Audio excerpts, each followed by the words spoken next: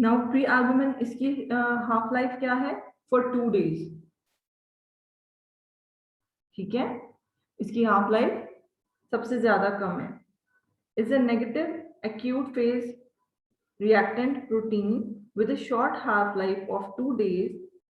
Prealbumin is a transport protein synthesized by the liver and transported in the serum as a complex of retinol binding protein and vitamin A.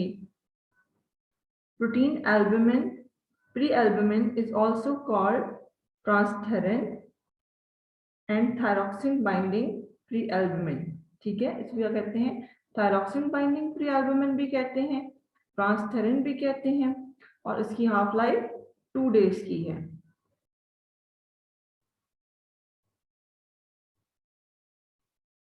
ठीक, और normal value क्या है इसकी? 18 to 40 milligram per decilitre. इसके levels effect होते हैं in trauma, acute infection, liver and kidney disease, minor stress और inflammation में भी इसके लेवल्स जो हैं वो इफेक्ट हो जाते हैं।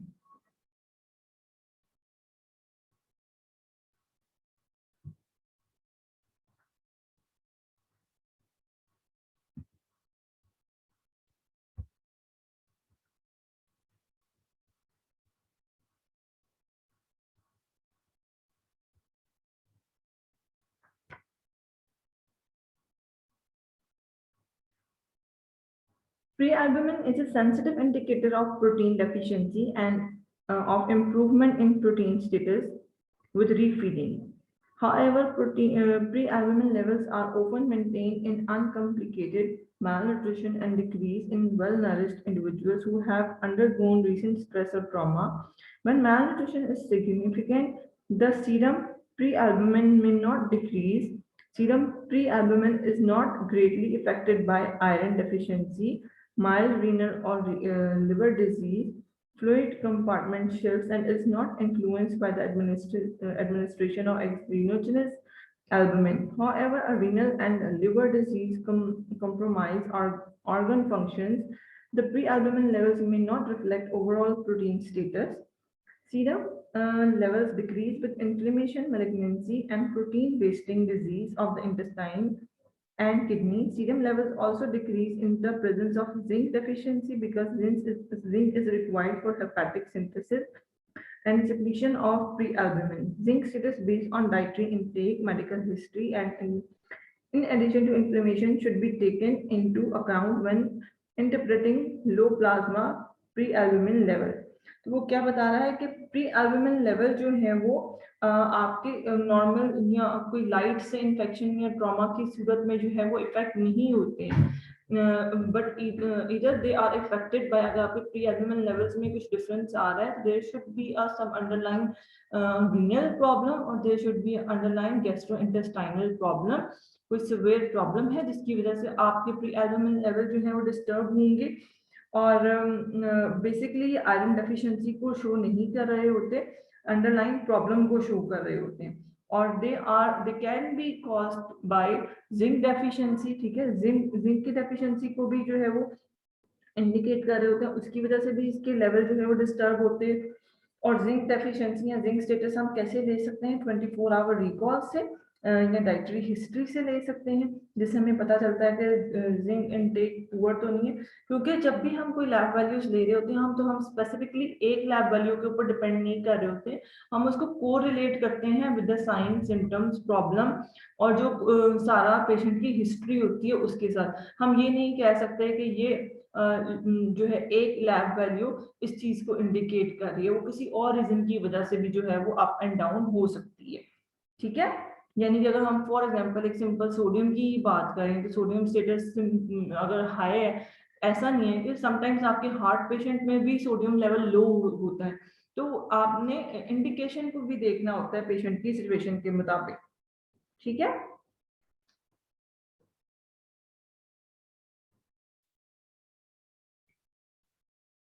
अच्छा, इसमें से ये वाला जो टेबल है आपका, टेबल नंबर 15.4, जो आपकी सारी प्रोटीन असेसमेंट को शो कर रहा है, जिसमें albumin, transferrin, pre albumin, retinol binding protein. इन चारों की हाफ लाइफ भी दी हुई है, ठीक है, और इनकी रेफरेंस रेंज भी दी हुई है। तो ये टेबल आपको अच्छे तरीके से याद होना चाहिए, इसको नोट डाउन कर लें। 15.4 और 15.3 में जो था वो नाइट्रोजन बैलेंस का वो फॉर्मूला था, वो वाला भी। 15.3 और 15.4।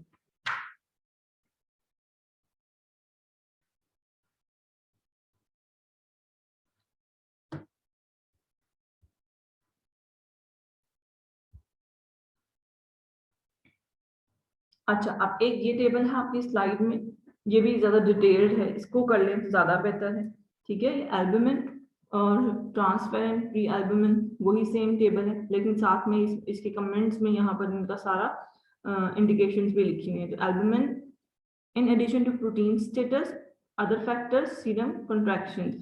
और ट्रांसपेरेंट की सूरत में चाहिए होता है iron deficiency, increase hepatic synthesis, plasma levels, increase during pregnancy, during estrogen therapy, and in acute hepatitis, reduce in protein losing enteropathy and neuropathy, chronic infection, uremia, acute catabolic state, often measured indirectly by the total iron binding capacity, ठीक है।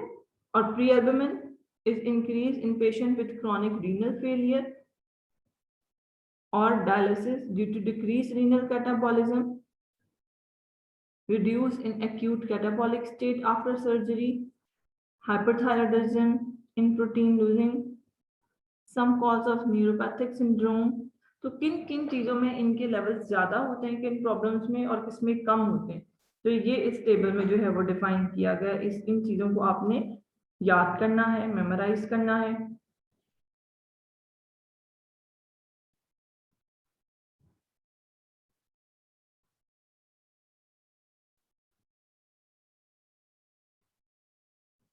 HB ये हम पहले कर चुके हैं last अपने table के अंदर, कि HB वैल्यू हमें क्यों रिक्वायर्ड है, आयरन डेफिशिएंसी को शो करती है। नॉर्मल वैल्यूज क्या है फॉर मेल और फीमेल, 14 to 18 है फॉर मेल्स, और फीमेल के लिए 12 to 16 है। अच्छा, अब नेक्स्ट है हमारे पास HbA1c। अच्छा, अगर हम ये क्रॉस का जो चैप्टर है ना, चैप्टर नंबर 15, इसके इसके अंदर सारी सिर्फ प्रोटीन स्टेटस ज्यादा डिस्कस किया हुआ है, और फैट और सीबीसी और यूरिन, ठीक है। बाकी की जो वैल्यूज की नॉर्मल रेंजेस हैं वो आपको इस स्लाइड शेयर में मिलेंगी, वो मैं आपके साथ ये स्लाइड शेयर भी शेयर करूंगी।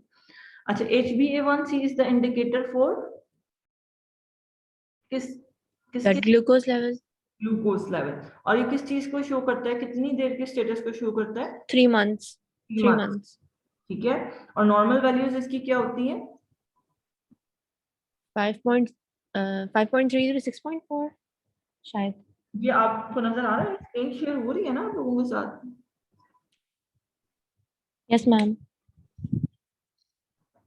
तो इसमें ये है HbA1c, अगर आपका 5.6 से 6.4 तक है तो इट इज 5.6 से नीचे नीचे जो है वो नॉर्मल है, और 5.9 तक, और जैसे ही 6 से ऊपर जाना शुरू होता है तो आप मॉडरेट लेवल में आना शुरू हो जाते हैं, और 6.5 और 6.8 से ज्यादा जो है वो हाई लेवल्स में आना शुरू हो जाता है, ठीक है।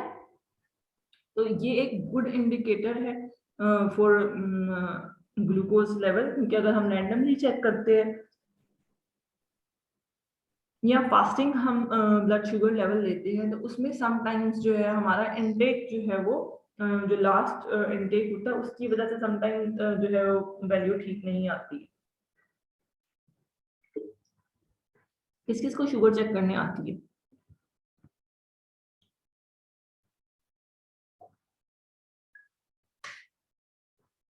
आती है आप लोगों को शुगर चेक करने?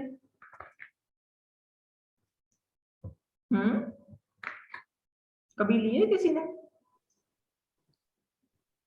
मैम वो जो घर में करते हैं वो पिन के साथ ब्लड लेते हैं फिंगर से, वो पूछ रही हैं आप? हाँ जी। Random sugar?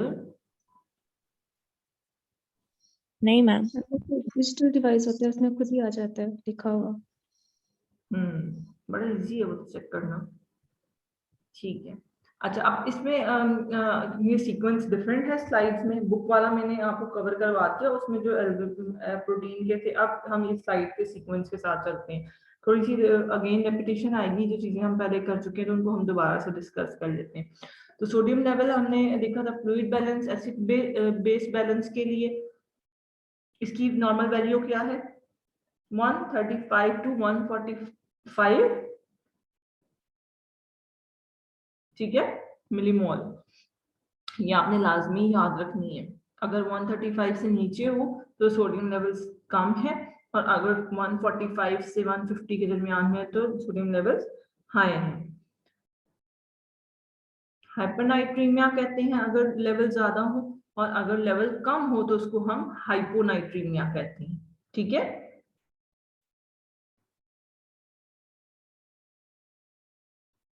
Hyponatremia may be due to condition resulting in excessive sodium loss from the body, vomiting, diarrhea, gastroenteritis।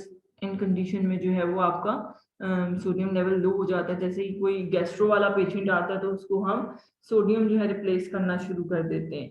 ठीक है, उसके हम सोडियम लेवल देख के, ताकि उसको सोडियम रिटेंशन ना हो जाए। Chloride is also an electrolyte. ठीक है, negative ion है within the extracellular fluid. It works in conjunction with sodium to help regulate acid-base balance, osmotic pressure, fluid distribution within the body. ठीक है, और इसकी नॉर्मल वैल्यूज क्या है? 100 to 106। और elevated serum chloride may be seen in kidney disease, overactive thyroid, anemia, or heart disease, whereas hypochloremia, low serum chloride level are associated with alkalosis and low serum potassium level, hypokalemia। अगर potassium level कम होंगे तो उसकी वजह से भी chloride जो है वो कम हो जाते हैं, क्योंकि इन दोनों की सोर्सेस तकरीबन सेम ही होती हैं। Potassium, the major intracellular cation, is involved in the maintenance of acid-base balance to the body, fluid balance, nerve impulse transmission। ठीक है, और इसकी नॉर्मल वैल्यू क्या है? 3.5 to 5.0। सोडियम की क्या थी? सोडियम की क्या थी? 135 to 145। ठीक है, इस तरह से आप लोगों ने याद रखनी है। और पोटेशियम की है 3.5 to 5.0। ठीक है, ये इंपॉर्टेंट आपको लाजमी आनी चाहिए,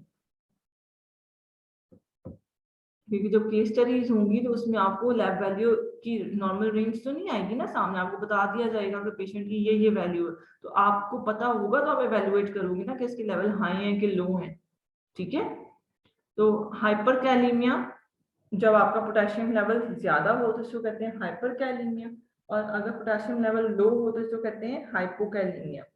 ठीक है, और hyperkalemia is most often due to renal failure, but also may result from inadequate adrenal gland function, Addison's disease, severe burns, और crushing injuries।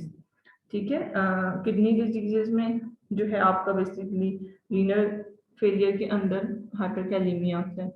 लो, अच्छा, समटाइम्स लो भी हो जाता है जो आपके क्रॉनिक किडनी पेशेंट्स होते हैं कि जब उनके ऑल्टरनेटिवली सेशन हो रहे होते हैं डायलिसिस के, तो उसकी वजह से जब वो बार बार उनकी क्लीन हो रहा होता है तो उनके लेवल्स लो साइड पे भी चले जाते हैं, hypokalemia.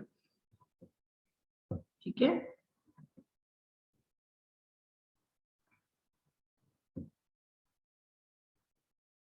Blood urea nitrogen,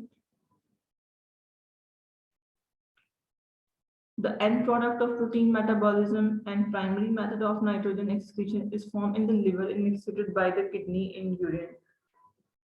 10 to 20 इसकी जो है वो मिलीग्राम पर डेसिलिटर नॉर्मल वैल्यू है। Increased blood urea level usually indicates renal failure, although it may also result from dehydration, gastrointestinal bleeding, congestive heart failure, high protein intake, insufficient renal body supply, and blockage of the urinary tract। Blood urea nitrogen is more easily measured than urea and is used as an index of blood urea level. Elevated one level is referred to as azotemia. ठीक है, different terms हैं जो आपने याद करनी है। किस term को क्या कहते हैं? फॉस्फोरस सीरम इलेक्ट्रोलाइट के अंदर आता है। The serum level of phosphorus also known as inorganic phosphorus. Serum calcium level से रिलेट होता है। नॉर्मल वैल्यू है 3 to 4.6, 3 से 4.6 है। Hyperphosphataemia, elevated serum phosphorus is seen in renal failure, ठीक है, hypothyroidism, hypoparathyroidism, and increased intake of phosphate containing any medicines, laxatives वगैरह। और hypophosphatemia, low level of phosphorus can be seen as hyperparathyroidism, rickets, osteomalacia, chronic use of antacid containing aluminum hydroxide, calcium carbonate, which binds phosphorus in the gastrointestinal tract and prevent its absorption.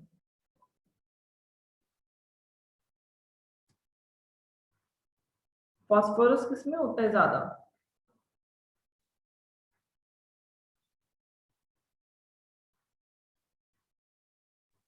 Bone problems में। हाँ, किसमें होता है? Bone problems में calcium से related होता है ना ये।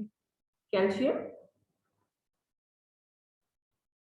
कैल्शियम से रिलेटेड होता है फास्फोरस, इसकी एब्जॉर्प्शन के साथ, इसलिए ये बोन प्रॉब्लम्स में भी होता है अक्सर।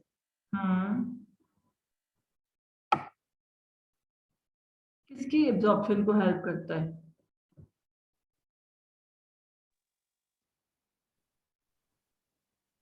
ये कैल्शियम को एब्जॉर्ब नहीं होने देता, कैल्शियम को एब्जॉर्ब उसके साथ बाइंड कर जाता है ना, फिर वो ब्लड कैल्शियम को नॉर्मल करता है। तो हाई लेवल ऑफ फॉस्फोरस जो है वो नुकसानदेह होते हैं। यस और नो?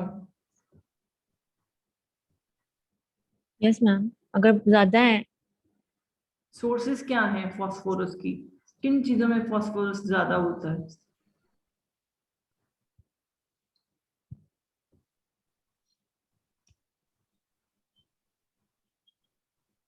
आई गेस फ्रूट्स में होगा। चलिए जी, ये असाइनमेंट नोट डाउन करें। आप लोगों ने ईच एंड एवरी मिनरल तो किया है ना? उसमें आप लोगों ने उनकी यस मैम, किया हुआ है। कि कौन सा मिनरल की सोर्सेज, हाई सोर्सेज फूड कौन से हैं, लो सोर्सेज फूड कौन से हैं? जी मैम, किया था। कल आप लोगों ने वो अपना पूरा चैप्टर जो है वो रिवाइज करके आना है और फिर हमने डिस्कस करना है। क्योंकि अगर हमें कोई लैब वैल्यू में कोई एक चीज एलिवेट नजर आ रही है, फॉर एग्जांपल फॉस्फोरस की ही बात कर लेते हैं कि अगर हमारे पेशेंट के अंदर फॉस्फोरस जो है वो ज्यादा है उसकी लैब वैल्यूज में, तो हम उसको ऑब्वियसली लो फॉस्फोरस डाइट रिकमेंड करेंगे, ठीक है ना? तो लो फॉस्फोरस डाइट आपको पता होनी चाहिए। इसी तरह से अगर सोडियम लेवल है तो हम उसको लो सोडियम लेवल डाइट रिकमेंड करेंगे। अगर लेवल हाई है तो लो सोडियम डाइट कौन सी है, उसकी सोर्सेस क्या है। इसी तरह से जिंक है, अगर हमें हाई जिंक डाइट चाहिए तो जिंक की सोर्सेस क्या है। तो हमें ईच एंड एवरी एलिमेंट की लो और हाई सोर्सेस पता होनी चाहिए, ठीक है?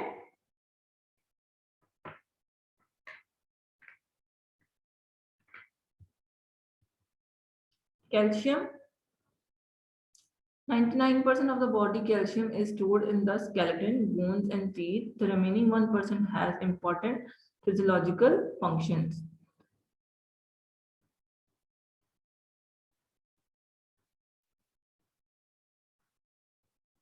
Parathyroid gland, kidney failure in certain cancers and different disorders of bones, इनको डिटेक्ट करता है। रेंज क्या है इसकी? नॉर्मल रेंज क्या है? 9 to 10.5। Vitamin D, serum calcium and phosphorus concentration in a range that support bone mineralization। तो vitamin D क्या करता है? मेंटेन करता है कैल्शियम और फॉस्फोरस कंसंट्रेशन को। तो अगर कोई एक चीज डिस्टर्ब होगी विटामिन डी, कैल्शियम और फॉस्फोरस में से, तो वो तीनों आपस में इंटर रिलेट हैं, तो बाकी लेवल्स भी डिस्टर्ब होंगे।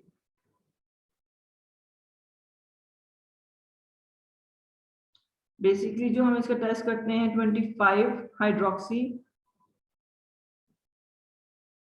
कैल्सिफेरॉल, इसके लेवल क्या है 10 to 14 है। और अगर इसकी रेंज 25 एक्सेप्टेबल रेंज जो है वो 25 तक होती है, 25 तक है तो इट्स मतलब क्वाइट नॉर्मल, 25 से 40 के दरमियान में तो मॉडरेटली जो है वो डेफिशिएंसी है, और अगर 10 से नीचे है तो सिवियर डेफिशिएंसी है, और अगर 40 से ऊपर है लेवल तो नॉर्मल है विटामिन डी के लिए। लेकिन बेसिकली जो हमारे यहाँ पॉपुलेशन के आते हैं वो 20, 25, 15, आज तक मैंने नहीं कभी किसी का विटामिन डी लेवल अप्रोप्रिएट देखा। Reason, vitamin D deficiency reason, sunlight से दूर होते हैं, सन ब्लॉक्स यूज करते हैं, और डाइट नहीं सही रहती। डाइट सही नहीं लेते, एक्सपोजर नहीं थी। बेसिकली क्या है एक्सपोजर, एक्सपोजर कितनी देर होना चाहिए, एटलीस्ट 30 मिनट। और हम लोगों ने पहने होते हैं पूरे कपड़े, और अगर हम सनलाइट में जाते भी हैं, सन बाथ लेते भी हैं, तो आपकी स्किन जो है वो एक्सपोज नहीं होती है, तो प्रॉपरली जो है वो एब्जॉर्प्शन नहीं होती है।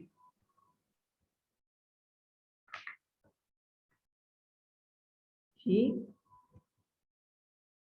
कोलेस्ट्रोल, कोलेस्ट्रोल के लिए कोलेस्ट्रोल में HDL, LDL, ट्राइग्लिसराइड्स सारी लेवल्स आ जाते हैं।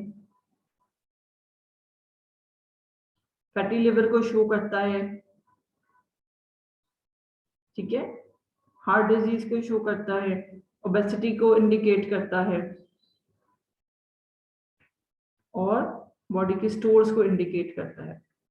Fasting serum triglycerides provide a good estimate of very low density lipoprotein levels. Increased fasting serum triglycerides include genetic factor, obesity, physical inactivity, cigarette smoking, excess alcohol intake, very high carbohydrate diet, type 2 diabetes, chronic renal failure, nephrotic syndrome, and use of such drugs and corticosteroids। ठीक है, ये सारे जो हैं factors हैं। Elevated serum triglyceride is now considered a risk factor for coronary heart disease and indicator of persons needing coronary heart disease risk reduction.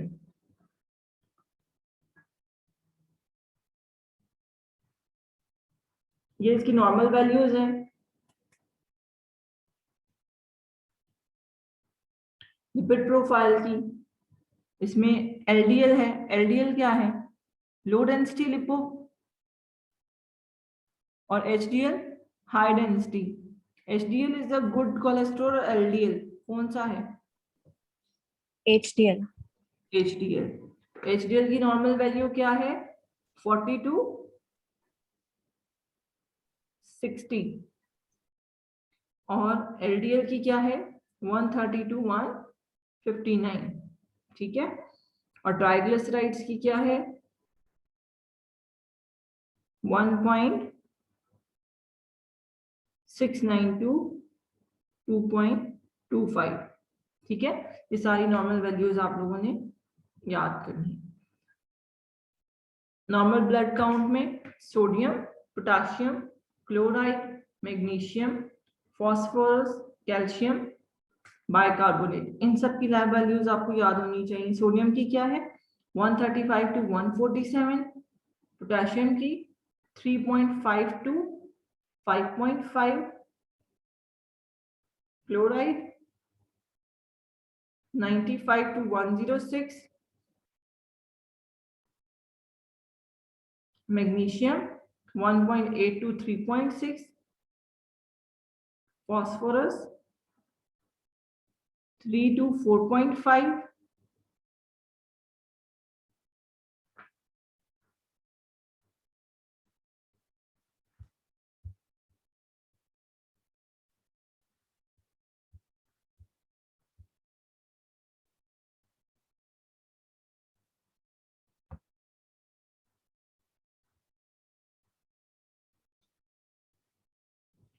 Glucose, fasting, random, serum insulin.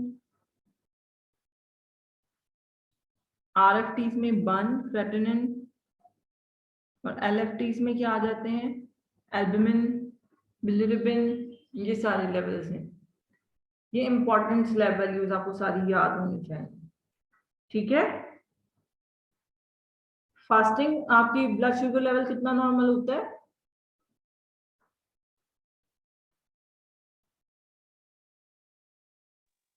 Seventy two 100।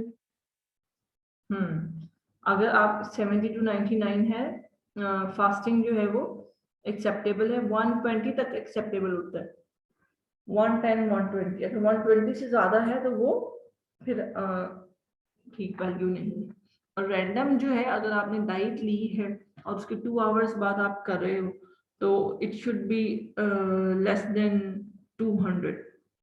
170 से नीचे ठीक है, 170 से 200 is a border line, और लेकिन अगर 200 से ज्यादा है तो इट्स हाई, ठीक है। और हाइपोग्लाइसीमिया लेस देन 70 और hyperglycaemia greater than 240। Lipid profile हमने देख लिया, ठीक है। और कंप्लीट ब्लड काउंट में भी हमने जो जो चीजें आ रही थी, white blood cell, red blood cell, HB, platelets, ये सारी चीजें। अच्छा, ये कुछ मैक्रो और माइक्रो न्यूट्रिएंट्स की लैब वैल्यूज हैं, ये भी आप लोगों ने याद करनी, ठीक है। जैसे विटामिन A है, विटामिन D है, विटामिन E है, विटामिन K है, ठीक है।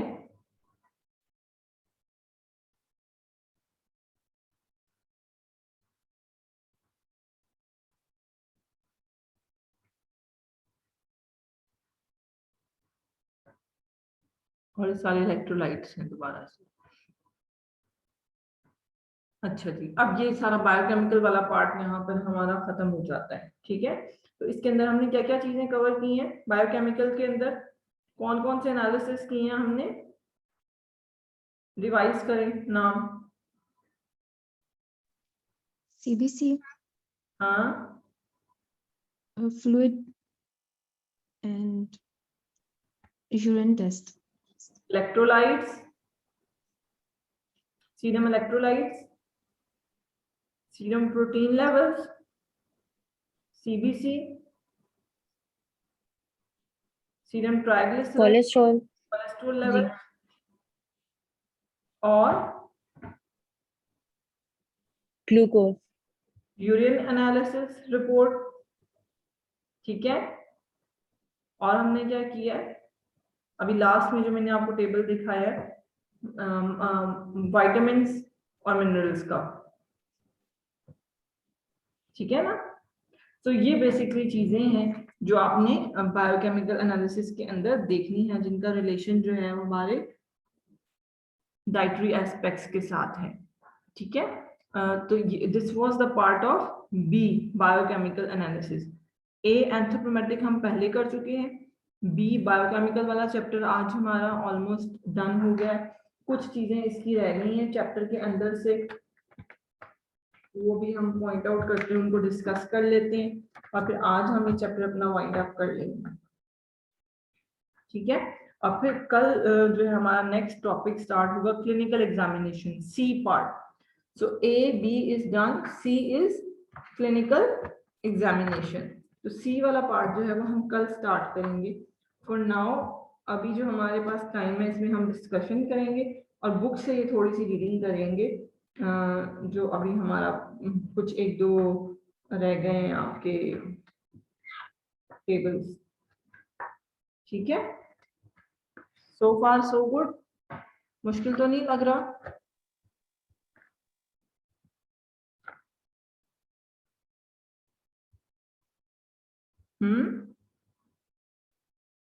मैम मुश्किल लग रहा है थोड़ा सा, इतनी ज्यादा वैल्यूज याद करनी है। इतनी सारी वैल्यूज याद करनी, we can make it quite easy.